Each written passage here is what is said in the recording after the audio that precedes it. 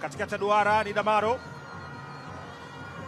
Mohamed Hussein nyanyua mpira mrefu kwa nafasi, anaingia Okello. Mudathir!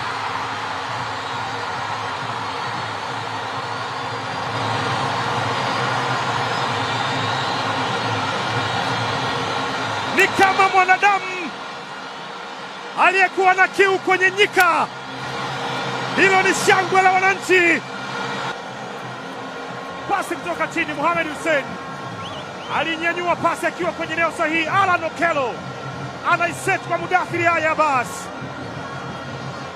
aliudondosha tu ule mpira ambao unamaliziwa vyema kabisa ndani ya 18 na muda.